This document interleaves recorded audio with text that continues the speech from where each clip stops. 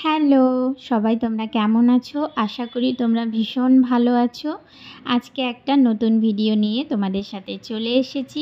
যখন আমি কোনো জুয়েলারি রেডি করি তার মধ্যে অনেক ডিজাইন থাকে বা জুয়েলারি থাকে যেগুলো পরবর্তীতে আমাকে একটু চেঞ্জ করতে হয়। এই জুয়েলারিটাও একটু ওই রকমই।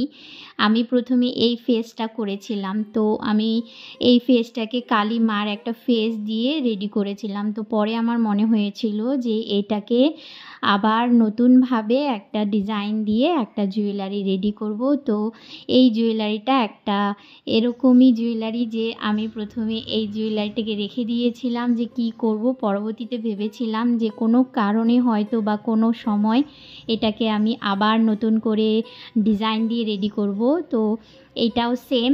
তো প্রথমে আমি যে ফেসটা রয়েছে ফেসটার উপরে হেয়ারের আমি বেনির মতন করে দিয়েছি। সাইডে সাইডে আমি ছোট্ট ছোট্ট পলাশ বানিয়েছি, সেই পলাশগুলোকে লাগিয়ে দিয়েছি। আর বেসে আমি একটা কার্ডবোর্ড নিয়েছি, কার্ডবোর্ডের উপরে যে দড়ি থাকে সেই দড়ি দিয়ে আমি পুরোটাকে কভার করে দিয়েছি।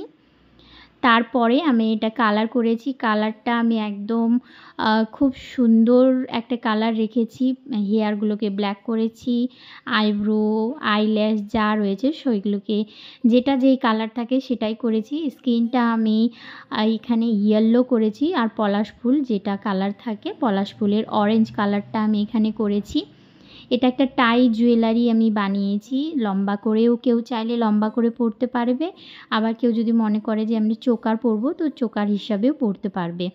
তো জুয়েলারিটা আমার একদম রেডি। তোমরা যদি এই ধরনের জুয়েলারি অর্ডার করতে চাও তাহলে কন্ট্যাক্ট করতে পারো।